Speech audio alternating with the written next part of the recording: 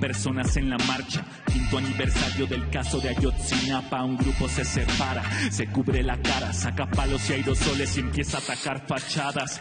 Hay medios grabando la situación, queman algunos libros, la librería resistió. Leer es para burgueses, dicen que el grupo gritó, pero eso de quemar libros me suena a la Inquisición.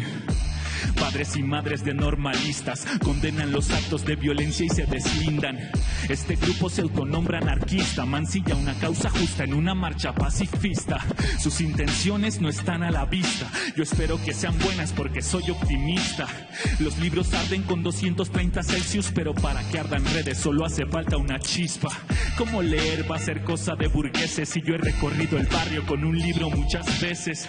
No importa a qué clase perteneces, viajar con un libro siempre es viajar dos veces. Hay gente enojada, eso lo entiendo, con la rabia digna estoy de acuerdo, pero leer es para burgueses, debe ser un juego. La educación es el arma más poderosa del pueblo. La idea es atacar a los banqueros, destruir negocios, afectar a los dueños, pues los seguros les devuelven el dinero. Los que tienen que limpiar y repintar son los obreros. Hubo ausencia de agentes de la fuerza, según la estrategia de la jefa Sheinbaum. Así que los empleados defendieron su tienda y creo que defensa digna si lleva el pan a su mesa. Si tu mundo se reduce a ti mismo, si la sinrazón es tu guía y tu abrigo, si quieres ir de vuelta al oscurantismo, entonces sí, los libros son tu enemigo. Buenas noches, les doy nuevamente la bienvenida a este espacio para hablar de buena fe. Soy Estefanía Veloz y como cada lunes a las 8:30 de la noche estaremos con usted, mi compañero Gibran, el rapero MC Danger y yo. Hoy tenemos como invitado especial a un hombre de gran trayectoria, Héctor Aguilar Camín, novelista, columnista e historiador. Esta noche Gibran hablará con él acerca del pasado y el futuro de nuestra democracia. Así que no le cambie, estamos a punto de comenzar esta conversación de buena fe. Pero antes, vamos con las noticias falsas.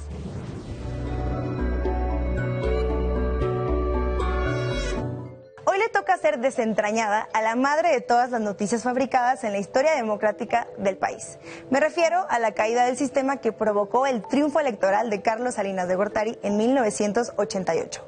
Este mitote legendario que estuvo a cargo del PRI, del PAN y de los medios de comunicación que le eran adictos al gobierno. Si no te acuerdas de este año, está bien, yo tampoco había nacido. Recordemos, Salinas, el jefe de la mafia del poder, ganó oficialmente la presidencia con 50% de los votos, mientras que su más cercano contrincante, Cuauhtémoc Cárdenas, obtuvo el 31%, seguido por Manuel Cloutier con 17%. Es decir, Salinas ganó con casi 20 puntos de ventaja. Sobrado, ¿no? ¿Quién tendría dudas de aquel triunfo? Pero este icónico proceso electoral fue cuestionado y pasó a la historia porque el conteo inicial le daba la ventaja al candidato del PRD, Cuauhtémoc Cárdenas. En ese momento, el entonces secretario de Gobernación, Manuel Bartlett, quien presidía la Comisión Federal Electoral, antes de que existiera el IFE o el INE, anunció que el conteo sería temporalmente suspendido debido a un colapso en las líneas telefónicas donde se estaba reportando los resultados electorales. Aquel error técnico fue bautizado como la caída del sistema por Diego Fernández de Ceballos, en aquel entonces representante del PAN, frente a la Comisión Federal Electoral. Cuando se difundió esta noticia, la izquierda mexicana salió a movilizarse masivamente a las calles, bajo el liderazgo de Cuauhtémoc Cárdenas. El resultado sonaba un poco raro. Sin embargo, Salinas ha dicho que el vuelco fue normal, porque los primeros resultados en reportarse fueron los del Distrito Federal, donde Cárdenas tenía más apoyo, pero en el resto del país el PRI tenía más fuerza. Por cierto, tiempo después, el ahora conocido evasor de impuestos fiscales, Diego Fernández de Ceballos, dijo que lo malinterpretaron, que él había dicho que se cayó el sistema de callarse, no que se cayó el sistema de caerse. Pero entonces no hubo ningún problema. Aquí viene lo importante. En una reciente investigación, Francisco Cantú, profesor de la Universidad de Houston, encontró las huellas del fraude de 1988. Cantú se metió al antiguo Palacio de Lecumberri y fotografió casi 50,000 actas electorales. Las analizó con ayuda de Machine Learning, computadoras, y encontró que las actas que no estaban firmadas por representantes de casilla tenían alteraciones groserísimas. Por ejemplo, encontró 1,700 actas escritas con máquina de escribir, donde siempre ganaba Salinas de Gortari. Y en otros casos, para darle un empujoncito, si el candidato del PRI sacaba 82 votos, le ponían un 5 antes, para que sacara 582. En resumen, ahora sabemos que se alteraron casi un tercio de todas las actas a favor de Salinas de Gortari. Y la prueba está ahí, en Lecumberri. Puedes ir a verlas o puedes leer el trabajo de investigación de Cantú. Así que en 1988 el sistema no se cayó ni tampoco se cayó. El sistema arregló una elección para que Salinas ganara. Tal vez ahí tuvimos al primer presidente espurio, arropado por una gran cobertura mediática. Bueno, pero ahora vámonos con un adelanto sobre el tema que abordarán Gibran y Héctor Aguilar Camín. Democracia. Esa entrañable palabra, siempre vista como un valor que históricamente ha cobrado significado a imagen y semejanza de sus usuarios, y se ha estirado a conveniencia de la agenda política o económica más diversa. Sinónimo de pluralidad, de liberación e igualdad política, ha encerrado, sin embargo, la gran pregunta de cómo hacer válido el resultado de esta deliberación y, sobre todo, de quiénes y cuántos son sus legítimos representantes.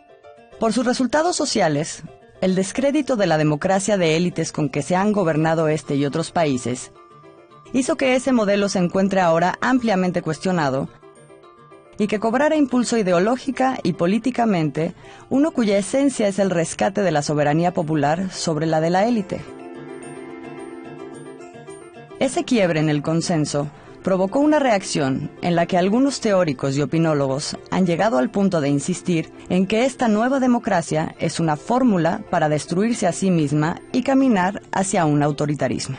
Muerte, nacimiento o tránsito de la democracia. Gibran Ramírez Reyes reflexiona sobre ello con Héctor Aguilar Camín, uno de los pensadores mexicanos con mayores reservas a esta que se ha dado a llamar la segunda democracia mexicana.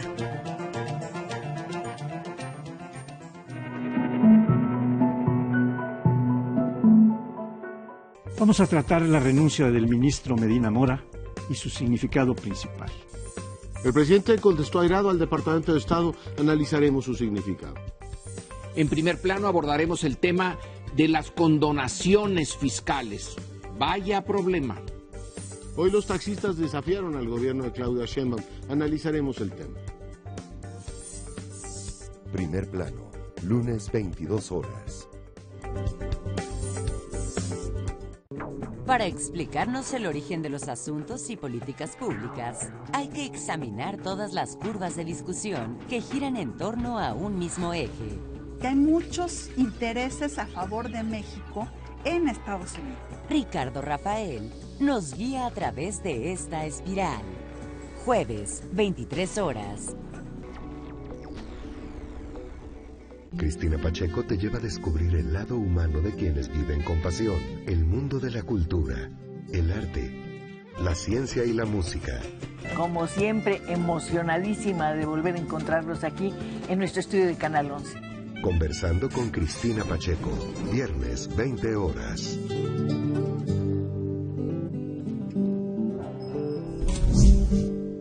Nuestro invitado, Arturo Saldívar, ministro presidente de la Suprema Corte de Justicia de la Nación, nos adentra en el tema Justicia en México. ¿Será posible?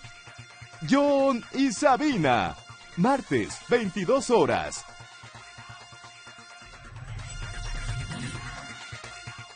¡Extra, la extra! ¡Últimas noticias! Llegaron al 11 los personajes más deslumbrantes del cine nacional. ¿Qué pasa que no tocas la campana, hombre?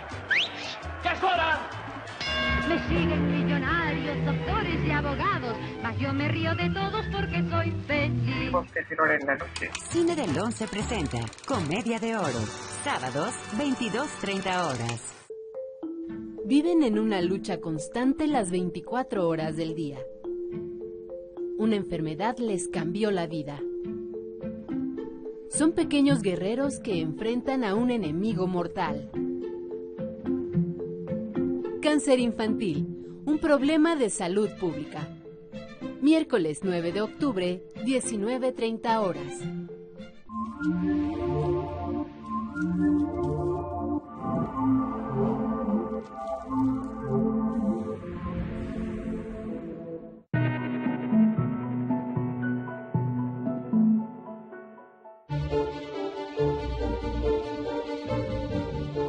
Pues realmente yo siento que no hay democracia. O sea, nosotros pedimos algunas personas que gobiernen, pero no gobiernan los que creen ellos que deben de gobernar, no nosotros. Pues siento que la verdad la mayoría de las decisiones no están tomadas para la mayoría del pueblo, están tomadas para ciertos sectores, y hoy en día con esta transformación nueva que en teoría existe, están dejando a un lado muchísimos perfiles de la sociedad o sectores de la sociedad a un lado por, me imagino, conseguir votos para las siguientes elecciones. En un sistema democrático donde el pueblo es el que elige, no puede el gobierno ser juez y parte. O sea, me refiero a que el sistema de elecciones debería de estar justamente regido por los propios ciudadanos. Actualmente, de alguna manera, sí me siento incluido.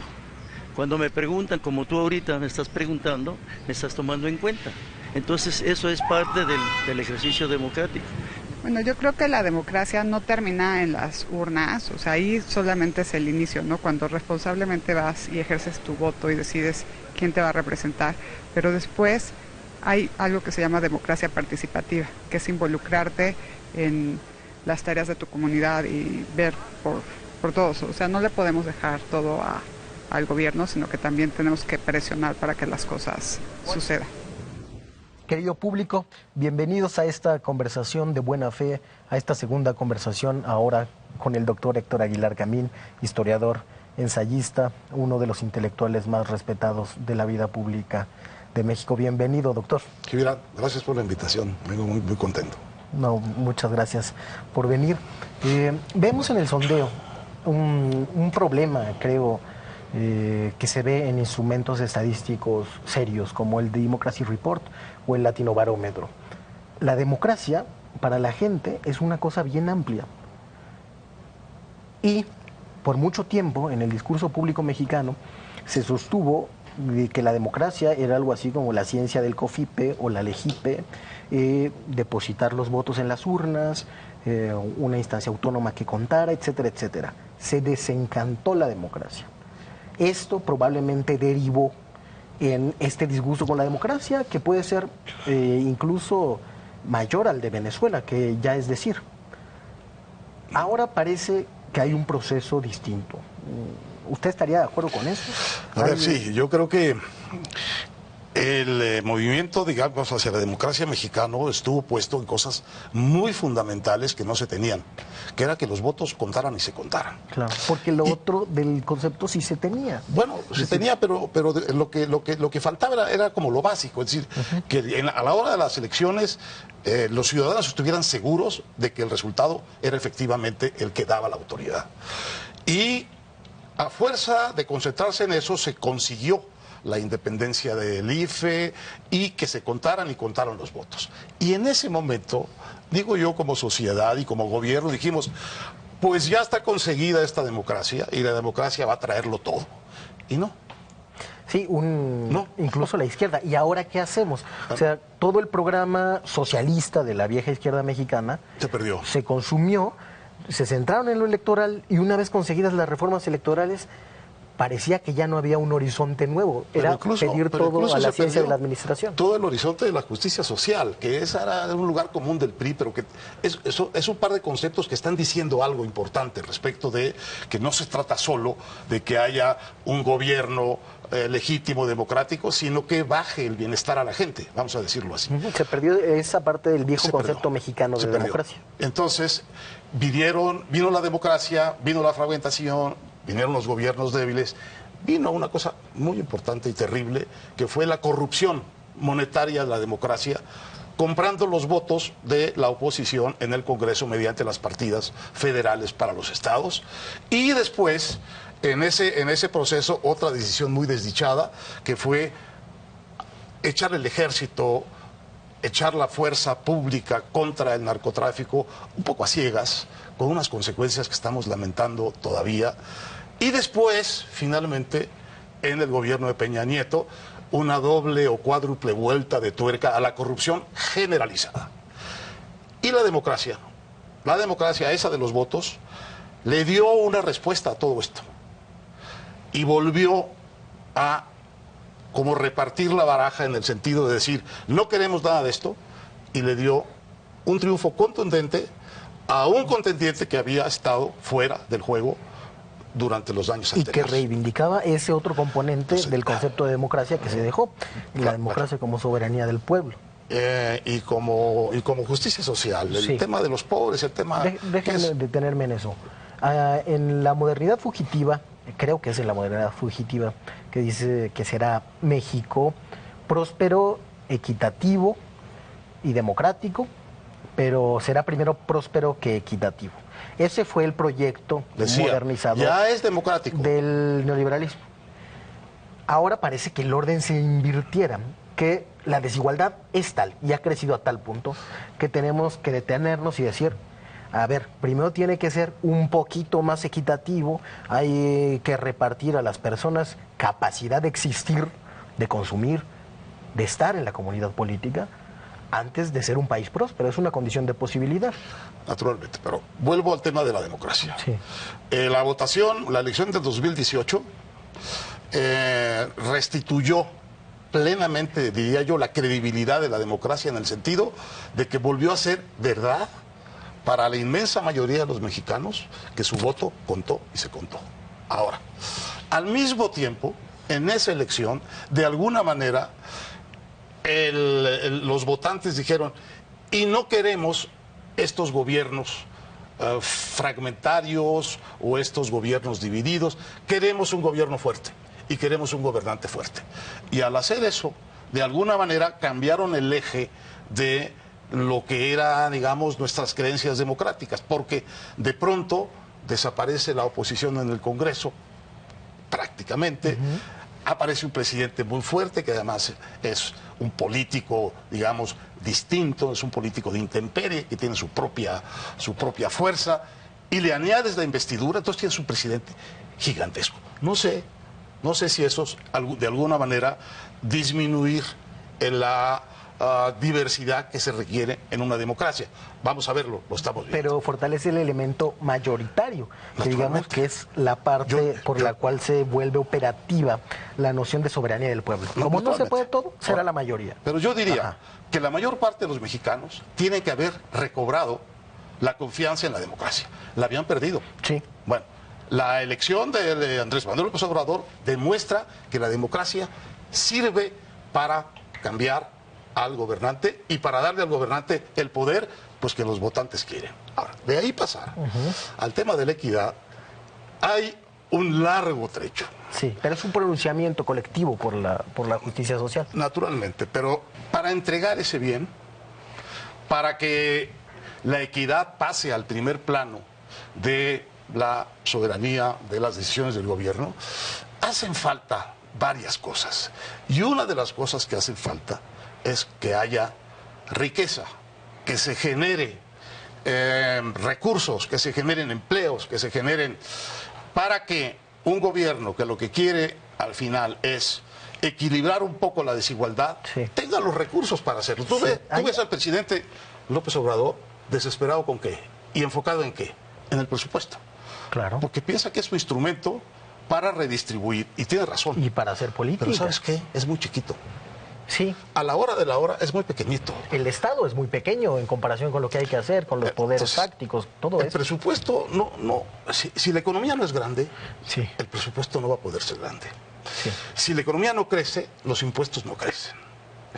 El gobierno está, yo creo que prematura y equivocadamente, comprometido con que no va a poner impuestos sino hasta el tercer año. Yo creo que hay un asunto ahí de reconstrucción de la autoridad moral del Estado. Es decir, no puedes decirles cooperen más a los empresarios hasta que demuestres que gastas bien. Entonces, en esa parte el argumento moral me parece muy sólido. Desde luego yo creo también que el faltante es una reforma fiscal a la renta. Pero si no creces el pastel del presupuesto, por más que lo repartas, y qué bueno que lo repartes, el efecto va a ser marginal, vamos a decir. No va a tener el efecto, digamos, grande de establecer un piso de igualdad muy serio para los 123 millones de mexicanos. Ahora, hay un replanteamiento general de la política social para que sea universal y no focalizada, directa y no intermediada. Pero a mí me parece que está demasiado, Gibran, demasiado puesta en programas que son como departamentos estancos, que van hacia lo mismo. Yo creo que el presidente entendió muy bien una cosa muy importante. Él entiende muy bien cuánto vale 3 o 4 mil o 5 mil pesos en efectivos en la mano de alguien que realmente los necesita. Claro. Y esa parte a mí me parece muy notable de su mirada y de su decisión de dar lo que puede ahorita. Porque si empieza a quererlo dar todo, no va a dar ni siquiera eso. Y es garantizar también el derecho a existir. Bueno, vamos a ir a un corte y seguimos con la charla. Muy bien.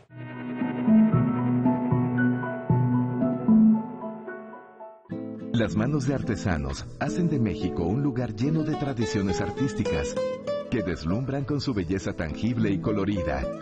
Yo creo que una de las grandes cosas que tenemos nosotros como artesanos es poder disfrutar de lo que hacemos.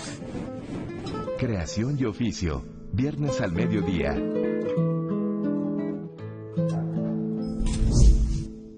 Y fui un compás de espera, nada más.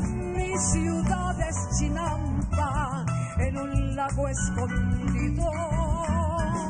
Es un sol con penacho y zarape veteado, que en las noches se viste de... María Medina, Noche, Boleros y Son, viernes, 22 horas.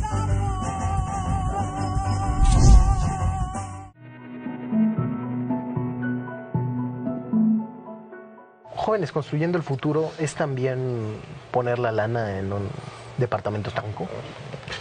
Si llega la lana, no. Si el programa se cumpliera como está diseñado, me parece que sería un camino efectivo a dos cosas, a la capacitación y al empleo. Y sería muy bueno. Pero las primeras cuantificaciones que tenemos de esto, por un lado hay opacidad, así que los diagnósticos tampoco están muy firmemente en los datos, pero hay muchísimos indicios de que no está funcionando. Una política de que hay fugas por acá, por allá. Tiene defectos. Mucho más claro pero el tema de las pensiones para adultos mayores. ¿Más claro en qué sentido? En el sentido que había una estructura, había una experiencia y está muy claro a quién hay que dárselo. Hay, una política que, digamos, transitó de lo local a lo federal y que ahora crece también. Una política... Diría lo mismo de las becas. Sí. Está claro a quién hay que dárselo. ¿No? Aquí no está muy claro. Ni la triangulación, empresa, joven, digamos, contratado, pagado por el Estado para que lo capacite la empresa, para que luego lo contrate la empresa. No parece ser el caso que se esté dando. Sí, es una inversión en empleabilidad, dado que, digamos, la presunción demográfica de que no había inserción laboral porque no había capacitación se demostró falsa. Sí. Entonces, lo que hay que dar es inserción laboral. Desde luego, habrá que estarlo planteando continuamente. Pero una vez que se ha replanteado el camino de la modernización mexicana, poniendo, por lo menos discursivamente, la justicia social en primer lugar, antes que la prosperidad, ¿cuáles son los pendientes que hay en la construcción de un régimen democrático, en su manera de ver? Bueno, a mi manera de ver, lo que le hace falta a la democracia mexicana es una política institucional plena de seguridad social. Lo que hace falta, yo creo, es un poco lo que está planteando hace varios años Santiago Levy. Sí. Que es decir, vamos a hacer un solo sistema y no otra vez este sistema de derechos estancos. Si tú eres en el IMSS, tienes unos derechos. Si tú eres en el ISSSTE, tienes otros derechos. Si eres en Pemex, tienes otros derechos. Y si eres en salud, tienes otros derechos. Entonces él dice, no, vamos a poner un piso parejo ¿de qué? De seguridad social. ¿Qué quiere decir? Quiere decir pensión para todo el mundo, quiere decir derecho, digamos, protección contra el desempleo, quiere decir seguridad médica, quiere decir